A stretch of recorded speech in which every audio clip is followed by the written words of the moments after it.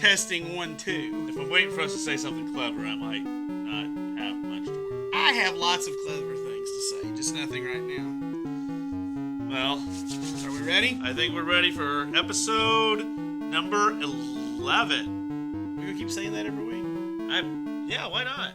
Okay. All right, it's episode 11. I believe he's correct. So, anyway. I thought we were only on 10, but then I looked. Oh, nope, 11. That's right.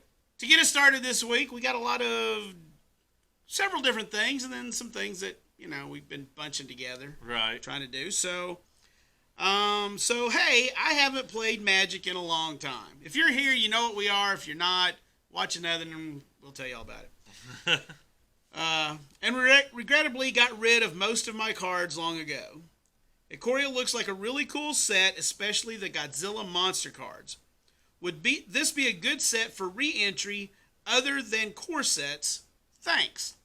So I always talk about how Maro is super honest about things and very down to earth with his answers. And he says, the set is a little more complicated than the average set. Yeah. But if you already know how to play, I think it could be a very fun entry point. If you're concerned about rules knowledge, I would then wait for Core 2021. Yep. So that's really good advice. If you already know how to play, I was talking to somebody today, then you probably don't have a whole lot of trouble. Right. But if you're brand new, Core is going to hit you hard. It might be better to wait or to sit down with some friends who, than just jumping on it. Yeah. So, anyway, moving on. It seems like every week I want one of these. I want to get away from companion talk, but we just can't do it. We just can't do it. So, this week, or last week I guess it was, Mark Rosewater did a Twitter poll. I think it was a Twitter poll. Yeah. And it was balance versus innovation. And he was asking people what they wanted from their Magic sets. Did they want balance in the set or did they want innovation? Which was more important? Basically is what he was asking. Right. That's where it came from. So that's what this question is about. And then we're going to hit it with a couple follow-ups. This person says, I think balance versus innovation is a false dichotomy. The problem I perceive isn't pushing into new spaces, but actively pushing the mechanics you came up with by doing so.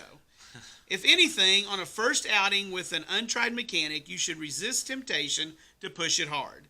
New mechanics are to generate excitement, sales, not to aim at already enfranchised tournament players who are more interested in whether cards are good than whether they are novel.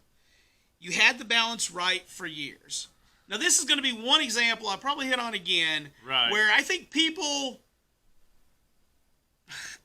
get an account to Blogatog, and maybe this isn't the case here. They get an account just to ask or just to air a grievance. So this person is another person that's upset about companions. That's what this is all about. I'm not saying the two aren't inherently opposed. I'm saying they can come into conflict. The issue is more pressing today than in the past, as with each new set, we use up design space, especially the low-hanging fruit. That forces us to push farther from the center as we look for new, exciting mechanics. As those are more untested, they are usually trickier to balance. Add to that the world is changed. It's easier for people to play more games, faster, especially in digital, and share that information with all interested parties. Yep. The net result is environments get figured out faster, forcing the play design team to find new ways to add complications.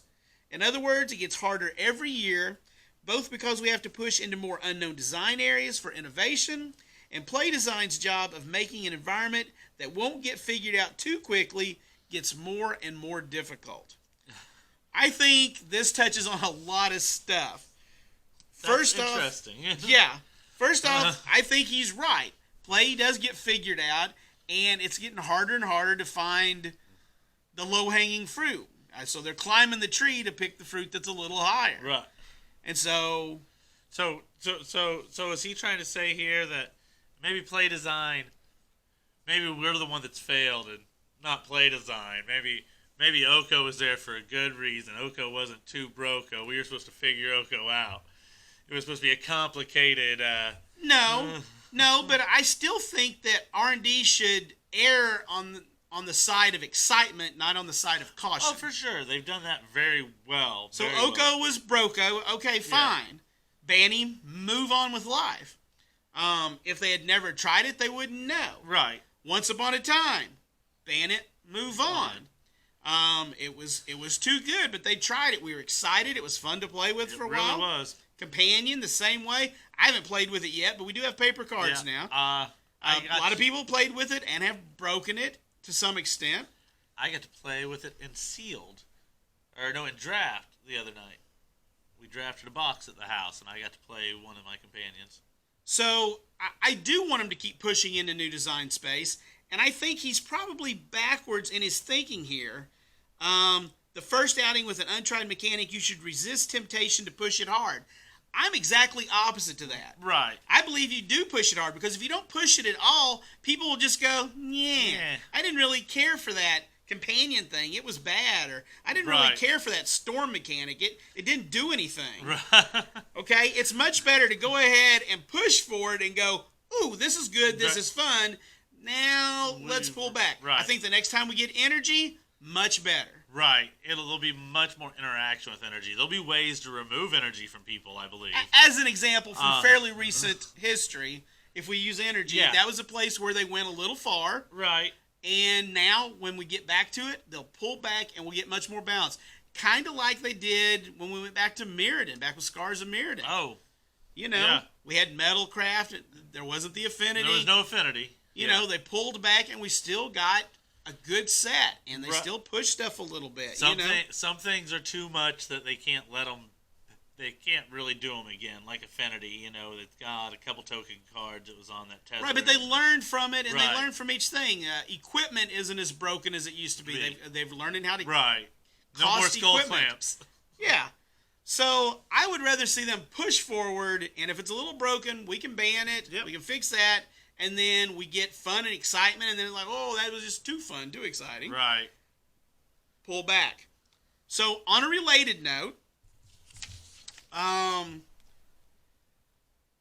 because I started to touch on it. Right. I saw this in the latest BNR announcement, which we got this past week. If we see, so they banned Luris. Yes. In Vintage and Legacy. And Zerta and Legacy. And that's all we really need to talk about at this point for this. So in the BNR announcement, if we see signs of long-term health issues resulting from high metagame share of companion decks, we're willing to take steps up to or including changing how the companion mechanic works. I want to voice that I would be extremely displeased with WotC changing how a mechanic works. It's basically unprecedented, by the way. Yes. Other than the legendary thing going back and forth. Yeah. It feels like functional errata. Companion has been quite fun in my cube as is. A rules change could shift power level too much for their inclusion to be valid. So Maro says Companion is having ripples throughout almost all of the constructed formats in a way no singular mechanic ever has. It might call for a special action. I also want to mention this post specifically got called out and made fun of on Reddit today. Oh, did it? Yeah.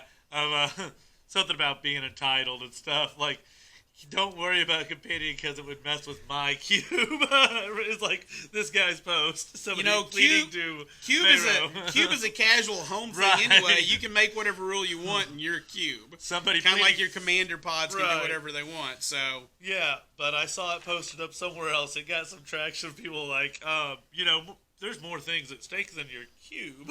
Yeah.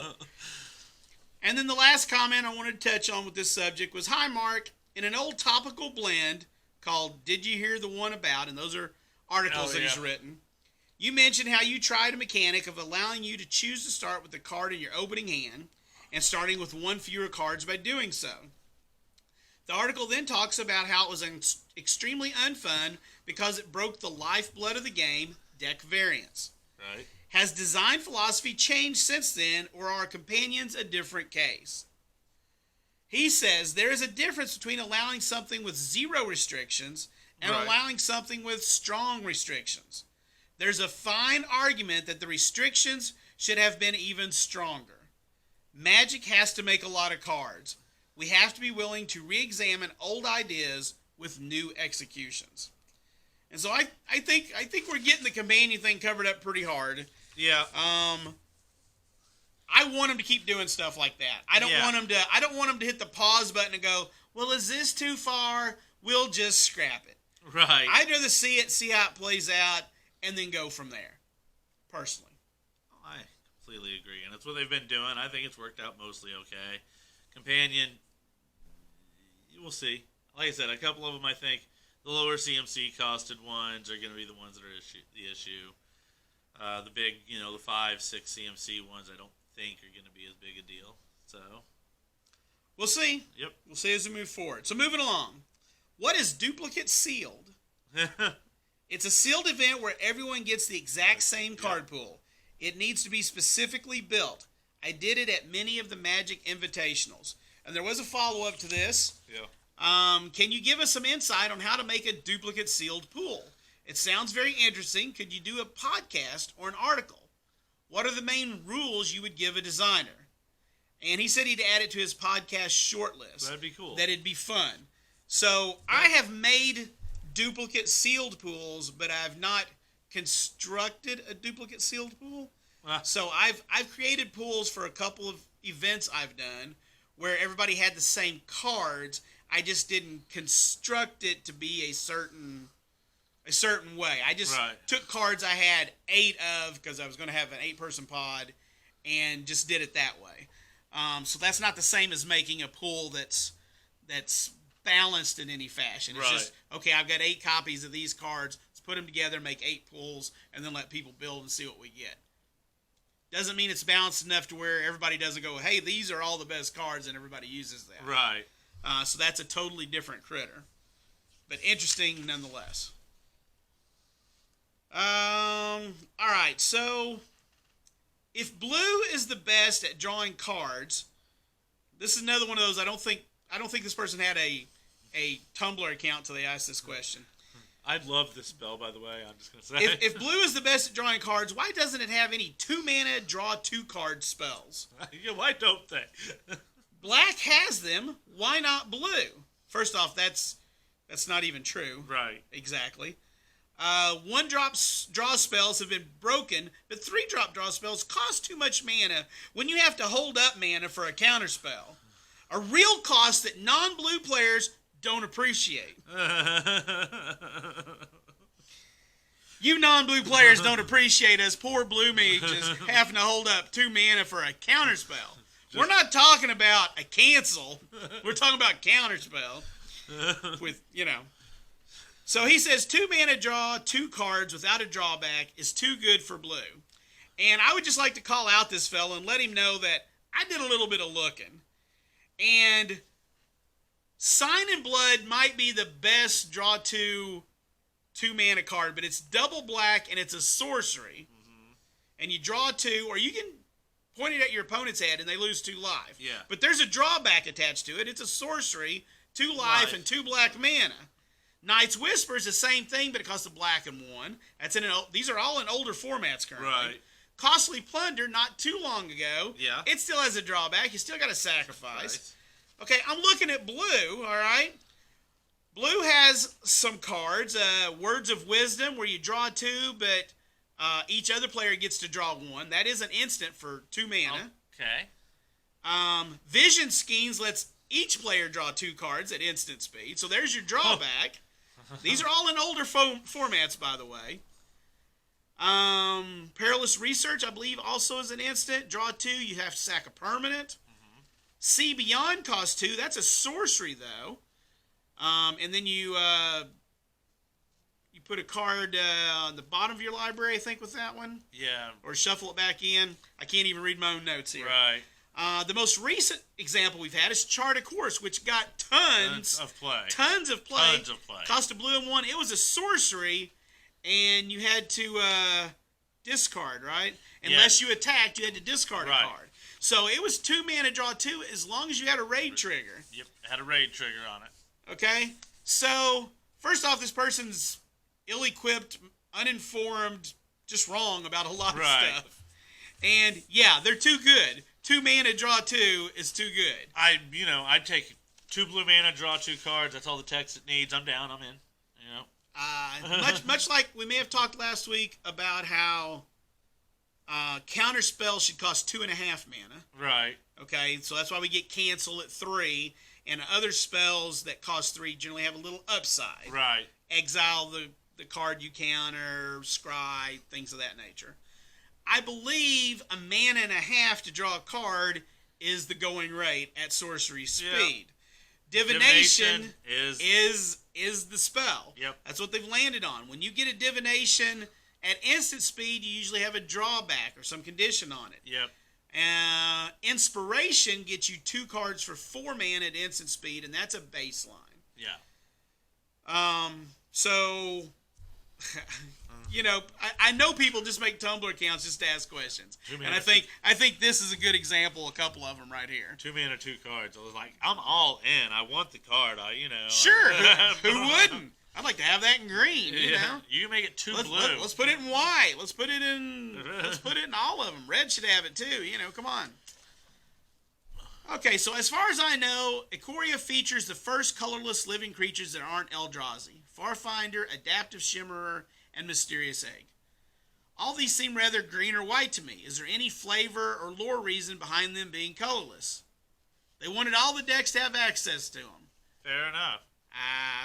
That's the only reason he gives. I mean, I noticed this too. There's been a mention here or there. There's very few artifacts in the set, but there is artifacts in the set. Right. So I'm not sure. I think it's a nod towards the fact we're going to get some colorless cards in Zendikar later on, even though they don't cost colorless to cast. Right. That's all I can think is it's a little nod to that later on. It's going to let you play that if they make colorless playable, like for Brawl or something. You'll be able to have Farfinder in your colorless deck. Right. That's all I'm thinking. I don't know if I'm right. Maybe. That's where I'm going with it. All right, somebody asked, could green do damage based on the number of creatures it has? And Maro says, to a creature? It's something we could talk about. Huh. I believe I was ready to say, is there a card that does that? I should have looked this one up. And I actually remember to have a computer here ready. Right. I believe Superior Numbers does that. I was ready to say, I feel like there's a card I've seen in probably a Commander game or something. I feel like there's a card that does. Yeah, it's an old card, 2 green sorcery. Superior Numbers deals damage to target creature equal to the number of creatures you control in excess of the number of creatures target opponent controls. So it's very similar. Right. So there were a few green questions this week, so we're going to hit all those at once right now. All right. It needs to be tied to a creature. Green doesn't get straight up direct damage. That's a quote from what he just said. Where does Hornet Sting fall into that? If you don't know, that's a 1 green instant that deals 1 damage to any target. Yeah. Well, that is a break, my friend. A famous break. It's a famous break in green. He fought to keep it out. I don't know why they put it in. It exists. It's a break. Sometimes they like breaks, I guess. A broken card, not a broken card, but a card that's a break is not a reason to keep doing breaks. Right. But this person didn't know that, so we'll give them the benefit of the doubt on that one. I thought I had one more following that line, but I guess not. Okay. Alrighty then. To continue on, where does Snow stand in regards to being in Standard again? Well, it did well in Modern Horizons, so its stock went up. I was ready to say it used to be, what, an 8? Or something, 7, an 8. I don't know. I think it's come down a little bit. Yeah. I mean, before Modern Horizons, I think we had, in one of our very early Reblogatog's or something, on Chatter, I think we had talked about snow on the storm scale before Modern Horizons, and I want to say it was like an 8 or something pretty high. So. Yeah, he sometimes talks about it in the context of putting it in a standard set. And I believe, and maybe I missed this particular one, we'll talk about it in just a minute. It's not really the same, but I think it goes along with it. If I remember correctly, you said that a 4-color card is harder to design than a 5-color card. Why is that? Well, a 5-color card can pretty much do anything at once. It's got all the colors in it. All of them are represented, so it can do anything. But a 4-color card has to not do something. One thing. That one color that it's missing. Right. So it's very hard to make a card that doesn't do a thing. You know. Right. Huh. It has to be made explaining why it's lacking that color. So that just makes it more difficult. Hello, Mark. In terms of ability counters, because we got those with the new set, it's actually not the first time technically.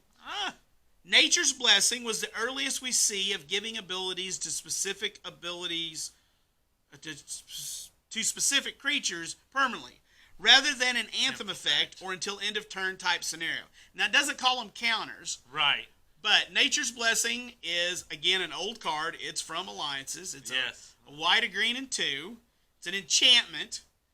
And it says, for a white and a green, you can discard a card to put a +1/+1 counter on target creature, or that creature gains banding, first strike, or trample. Yep. So you'd have to track it some way. Man, that's one of the probably latest instances of banding being on. It's getting towards the end there. So we have done this kind of thing before. Yeah, there's a few other cards through the history. There are a few. Most things at end of turn, and it's amazing that this went through and hasn't gotten the at end of turn thing added to it. But I found that interesting. I feel like the other one or two that I can't think of their names right now that I know of that were green as well. That's multicolored but green. Right. I feel like that's one else I know of is green. It makes sense. It's in green. Okay, so when you do a Norse plane, can you not do it politically correct or inclusive? This is just a strange ask right out of the gate. Just like I don't want to see white dudes on an African plane, if it ain't for a good reason. I don't want to see a black dude on a Norse plane. Man, this guy just puts it out there. Yeah, he does. We're not recreating old worlds. We're creating our own new worlds, inspired by those old worlds. Part of doing that is reinventing them as being more inclusive, because we're making something relevant for modern times. If the Thor movies can do it successfully, so can we. Yeah. And the Thor movies have done it successfully. Yes. So, I believe the Norse plane is also where there's been mentions of putting snow. Yeah, that would it makes sense for there to be snow. That gets the mentions of doing snow. So, that's what I wanted to bring up on the snow. Right. So, following along this same sort of vein of discussion, or a few more, it seems like all the planes are based on either an aspect of pop culture or a real-world culture. Mostly, yes. I love seeing the way you guys interpret this stuff through a magic lens, but as a fantasy nut, I also look for originality in world building. What's you guys' thought on a world that's less of a direct analog, i.e. instead of Egyptian world or Norse world, just an MTG original world with its own distinct features? So Maro says those are significantly harder to build. And in an environment where we're making so many new worlds, it's a big ask. Yeah. We do try to find ways to make things our own, even when the base world is influenced by something. A couple more follow-ups. And may I introduce you to Dominaria, by the way. That's essentially what they did when they put 20 sets on one world. I would also like to express a desire to see more original worlds that aren't a riff on something else.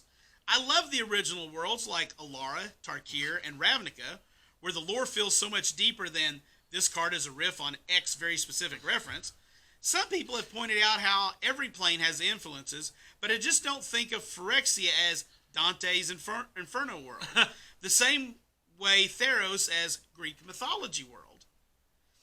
He says Alara, Tarkir, and Ravnica are riffs on things. Yes. Alara and Tarkir are actually riffs on multiple things. So sometimes they combine multiple things together to get us a unique world. Right. And the last comment I have here is, hi Mark, for what it's worth, I consider Dominaria to be Magic's most unique setting. As much as I love top-down designs based on real-world stuff, especially Innistrad, it's always great when we get to go home again. And he says much of Dominaria was also based on real-world stuff. So they do it all the time. Right. All the time it gets done. That's true. I think what makes Dominaria, what makes it feel more real, for one, is the time we spent there. But when you the first 8 years or whatever, when you put a huge number of years. When you put all those things together on one world, it makes it feel the more real they're talking about. Because we see these worlds, we see Amonkhet, it's the Egyptian world. It's all desert from what we know. We see. Well, it's been fleshed out with so many sets, and when I'm not a huge fan of the fact that when we go to a new plane, we're actually going to a new city on a planet in a plane. Right. And all we know about it is that. That little microcosm of it. On Amonkhet, we just had, that little... Inside the bubble, right? In the bubble, that's it, and that's the same. Kaladesh, we were just in the one city, you know. We didn't get to see the rest of the world. Whatever. Yeah. So... I'm not a huge fan of that, but I understand why they do it. They can focus in, and in future visits, they can do more. Theros, we just went back. Right. We got the Underworld. Yeah. A little different there, right? So, yeah. I just think that's kind of the way it has to be. It is. And I like it. I don't know. I understand why they don't have the resources to devote to doing a whole bunch of original worlds. Right. It's a lot of work to create an original world. It's been a few months back. But we went through a lot of this before on Reblogatog with people talking about it. It was all over Dominaria, and they were talking about original worlds and stuff, and talking about the depth of Dominaria. But yeah, do you guys, people also don't want us to spend the next 20 sets on the same plane. They want that kind. They do and they don't.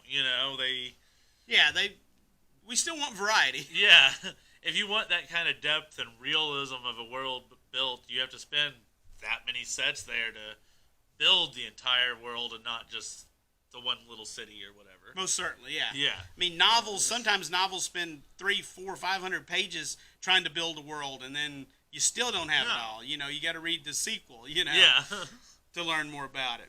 All right. Okay. So next up, could we ever see an effect that has two creatures you don't control fight each other? Yes, there's one in Ikoria, Clash of Titans. Well, I did a little research because I was pretty sure it wasn't the first one. I have to stop you for just a moment, though. I'm sorry. How was there not a card in Theros called Clash of the Titans? They make a Clash of the Titans card right after Theros. It just... Go on. I'm sorry. I don't know. Seems perfect. It does. But anyway, there's a couple cards, Blood Feud and Dissension in the Ranks, two red cards that previously done the same thing. Yep. Similar. I think Dissension in the Ranks makes one blocking creature fight another blocking creature.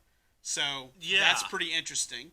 And then there's a green card, Setessan Tactics, also does that. And these cards are very fun if you can pull them off in a Commander game. You just sit back and go, my guys aren't getting involved, but they're gonna get your two guys to fight over there. So you two guys fight. We're just gonna watch. We're just gonna watch. It's a good time in a Commander game. So I would definitely recommend trying that. Yeah. I believe Blood Feud I have used before in a Commander game.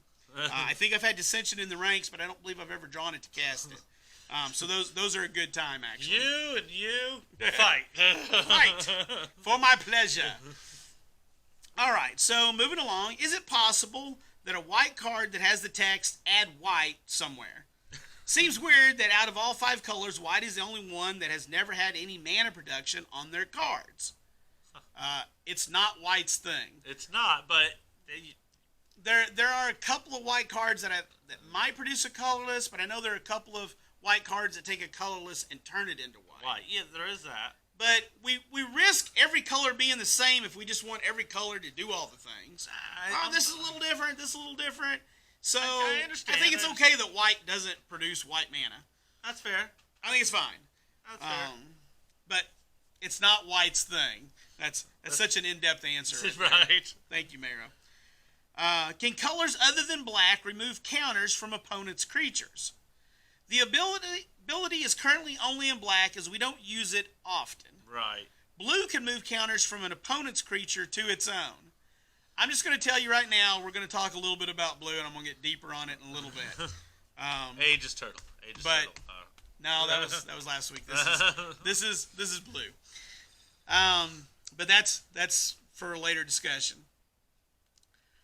Next up, do you think it's likely that we will see further development with the Gatewatch and their supporting characters such as Ralzeric and Vraska? And he simply says yes, but there has been a few other discussions about, are the Gatewatch coming back? I think they are. Yeah. You know, it's funny because all you could hear was, I'm tired of the Gatewatch, tired of the Gatewatch, tired of the Gatewatch. Now the Gatewatch has been gone. Where's the Gatewatch? Right. I expect, since we're going back to Zendikar, and since Nissa had went MIA, I know she showed up in War, but she had left the Gatewatch and walked away with Dominaria or something. I mean, I guess she could show. I guess they could show back up there. But I mean, that's home for her, right? That's where she might be. But we're going back to the Adventure World. The Eldrazi are gone. Why would the Gatewatch just come to recruit her? Maybe we just get Nissa. Maybe we just get Nissa or Nissa and Chandra. I want Nissa. Vivian's fine, but I want Nissa. Right. I want Garrick is what I want. Yeah. Watsy, give me Garrick. They gave us. You got it for a set. We're not going to get both of them in the same one because they're green and you can't overload your planeswalkers that way. But still, yeah, I want a Garrick card, mono green. All right. Eventually, he'll get back there. Eventually. Hi, Mark. Why was Godzilla the first outside IP? I don't think PI. Yeah, IP to become Black Border.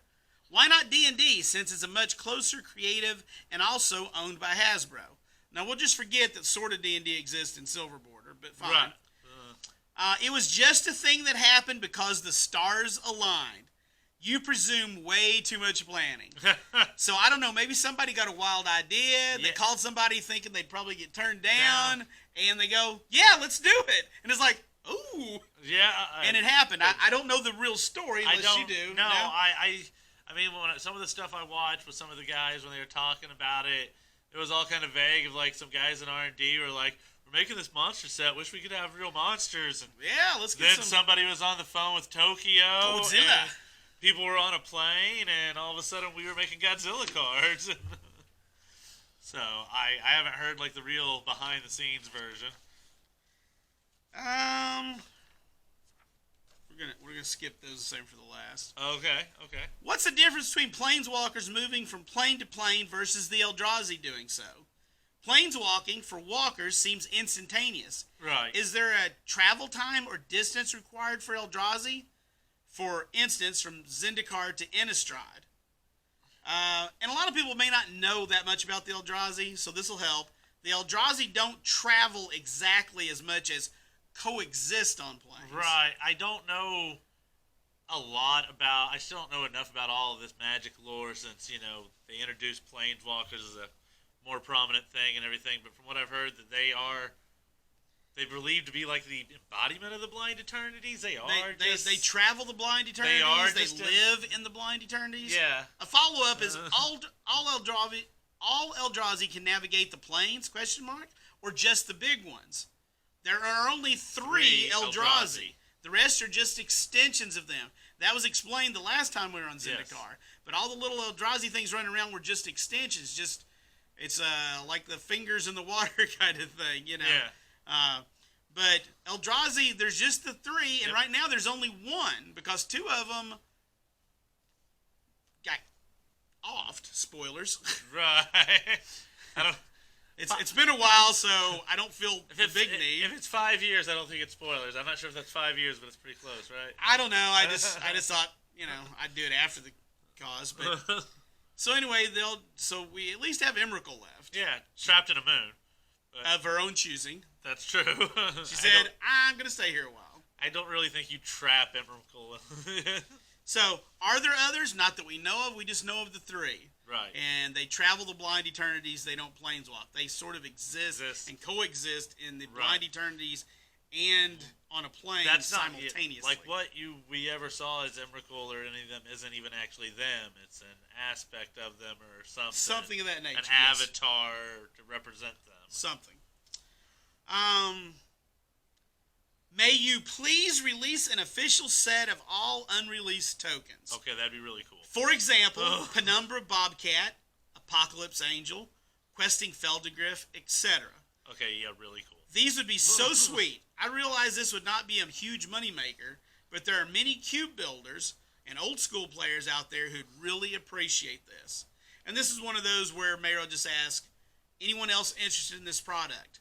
Now, I will say that over the last few years, they've reprinted some older cards, and when they do, they give us the tokens They for do. them. They do that. Yeah. In the commander decks and so forth, so we get some of those tokens. But there are a lot of tokens from the early days that we don't have. Yeah. They didn't make tokens. That's why I sell dry erase tokens here at Grove Gamers Guild. They're awesome. You can make them yourself. But I'd love for them to print some old tokens. Print up some. I mean, I'd be on board. I don't know that I'd want just a set of them. I'd rather see them eventually get most of those cards reprinted that are reprinted, right, and put in something so we get the token.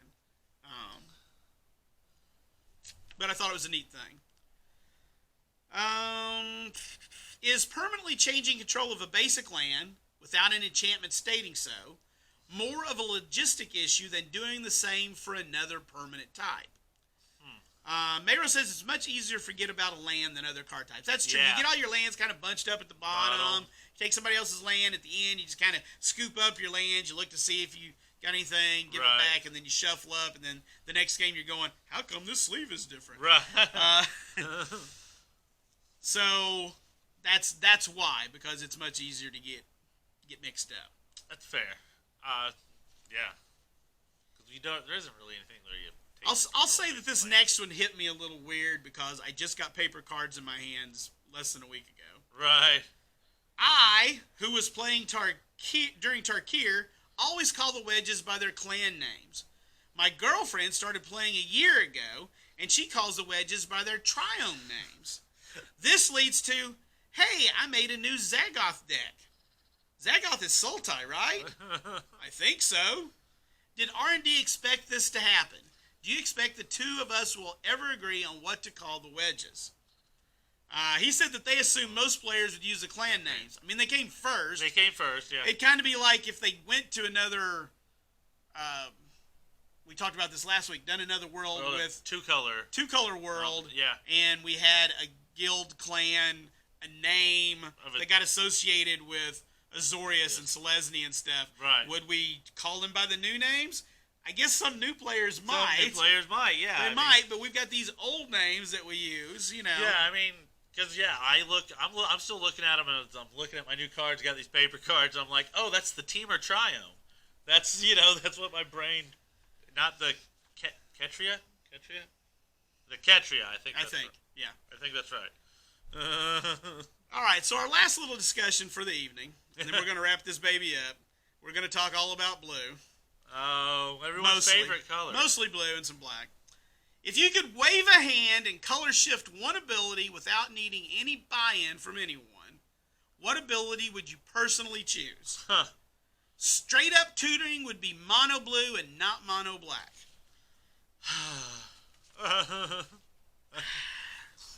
Well, there's some people who have the same feelings as me, and ask him. Yeah. In this hypothetical world where straight tutors are shifted to blue, what would black tutor for? It would have some tutors requiring life or sacrifice. It does have some of those currently. Right. But that would be what it would get. Straight up tutoring would be mono blue and not mono black. Is blue really the color that needs more tools, though? This is what I was thinking. It's more a flavor issue than a mechanics balance issue. Blue is the color of knowledge. So, as he said before, flavor can be used to justify anything. And I understand if he was starting from the very beginning, all right? We're going to talk a little bit about this blue thing. But I want you to just keep this in mind. This is where I'm making my point A, point 1, point 1A, whatever. Right. Blue is the color of knowledge. Based on that flavor, why would any color get anything except blue? Blue is knowledge. Blue knows how to do stuff. Blue's smart. Blue do things. Blue smart. Blue smart. Blue smart. Blue smart. Blue smart. If blue's the color of knowledge, why would other colors get anything? Oh, tutoring, we're going to give that to blue. A color change. I mean, just whatever you can think of. Blue would build a really big creature because it's smart, so it gets the big creatures.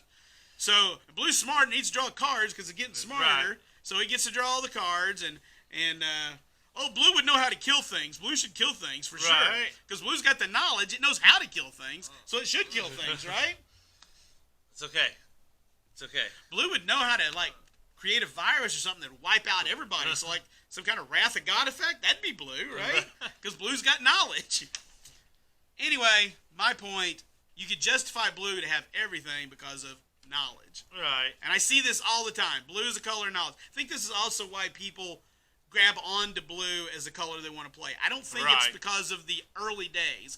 I think it's because it's represented as a color of knowledge and everybody thinks they're a smartass and they want to play blue because they're a smartass, so they play blue. Yeah. No, you're pretty right on, yeah. Straight up tutoring would be mono blue and not mono black. Is blue really the color that needs more tools, though? It's more a flavor issue than a mechanics balance issue. Blue is a color of knowledge. This is an ask. I take your word on it that it is not the actual case, but why does blue feel like it's got more going for it than any other color? In early Magic, blue got pushed significantly harder in power level than the other colors, so it has imbalance issues in larger formats that access the older cards. Just the older formats. Nothing to see here. Standard, Pioneer, Modern. I guess we call Modern and not. Nothing to see here. Only Vintage and Legacy to worry about. So that's where the power levels push. Since then, all good. All good. Everything's free and clear. Did you hear they got an 05 for one? Aegis Turtle! That wasn't on this. That was on Chatter last week. I know. Aegis Turtle's an 05 for one blue in Ikoria. I got 3 in one of my pools, and I almost played it. I was about to tell you. I almost played it just to prove a point, but I didn't because I really wanted to play the Mutate. When we drafted the other night, I'll just tell you it feels really good to drop one turn one. You're like, oh, I'm good. All right. Common green, there are 2 cards that cost 7. 6 and 7, I think it is. Yeah. That can bust through it. Yep. Only 2 without help. Without a 2 for 1. But thank goodness blue got an 05 because they needed it pretty bad. Nobody else in Magic had it, but blue should get it because they would know how to make an 05. They would know how to make an 05. 2 more. Why is mono black the color for tutoring then? Well, Richard Garfield wanted a card called Demonic Tutor, and that felt black. It tutored for a card because that's what a demonic tutor would do. In retrospect, it would be nice if it had a small life payment. I can agree with that. No, that would be called Vampiric Tutor. Well, later on, it would be a fixed version. But yeah, Demonic Tutor should have had a life payment. In hindsight, it should. Flavor-wise, I have to agree with you. Flavor-wise, that would make sense. And our last comment for the evening before we wrap it all up. In early Magic, blue got pushed significantly harder in power level than the other colors. Why do you think this happened? I realize that there were powerful cards in all the colors, but why did blue seem to get pushed harder? There just was a lot less development play design. Yeah. In a world where each person only owns 100 to 200 cards, and ante was constantly changing around ownership, it wasn't as important a focus. And blue is the color of knowledge. No, I think it goes back to the root. I think it goes all the way back. I think Richard Garfield knew that. I think, yes, all those things come into play, but I think blue got cards that, because the game hadn't been played yet, nobody knew that it was going to be, at that point, nobody knew how powerful 1 blue for 3 cards was compared to 1 white for 3 life. Nobody knew until the cards got played a buttload, and then it's like, well, that's just wrong. That's too good. You know, are there any other cycles in the history of Magic where one of them is one of the most expensive banned cards in the history of Magic, and the other you could print it common in every set from here to eternity and it still wouldn't see play? They don't even make Healing Salve anymore because that's too expensive. Like, it's not worth 1 the mana. No, they put it on 1 mana creatures. Yeah. You get 3 life and a dude. And a 1/2. Or you draw cards at instant speed. Yeah. So anyway, that's going to wrap up our Reblogatog for this week. I do appreciate all of you who hung in there and listened to me gripe a little bit, maybe, or expound on the whole blue is knowledge thing, How do you feel about the color blue, Dad? It's knowledge, so it knows it all. You know, we can couple that with a thing that got mentioned recently, and I didn't throw it on here, but Maro has said if he had to cut a color, you know what color would get cut? If he could only have 4 colors, what color do you cut? Blue, I guess. No. Okay, white. It's knowledge. You can't cut knowledge. Well, white. Green. Green. You cut green. Green would be cut. That was from a couple of weeks ago. I didn't put it on the list, but I remember that. Green, if he had to cut one. Right. He wouldn't, but if he had to, he would cut green. See, because I remember... That's nature. Right. Nature's a real thing, just like knowledge is a real thing. Right. Green is nature, but he would... You know, but blue gets all the nature that can fly and be in the water. Which is most of it. White gets all the domesticated things. Yep. And red, I think red can have everything else already anyway. So I guess you could cut green out. Red gets like wolves and bears and dragons and stuff. I mean, yeah, you know, all the big, they get big beastie things. Yeah. So, Anyway, I'm sure that you are highly entertained by this. That's actually just interesting. I remember we had, I think it was last week that we had talked about if he was going to be changing one of the planes was a basic land he would change. So that's why White was maybe my first guess, because he would change the planes as the basic land for White. No, so, but Green would get eliminated if he was forced to eliminate one. Huh. So, anyway, we'll end on that note. Thank you all for watching us. We appreciate you, and we'll see you back here next week for number 12. See you guys.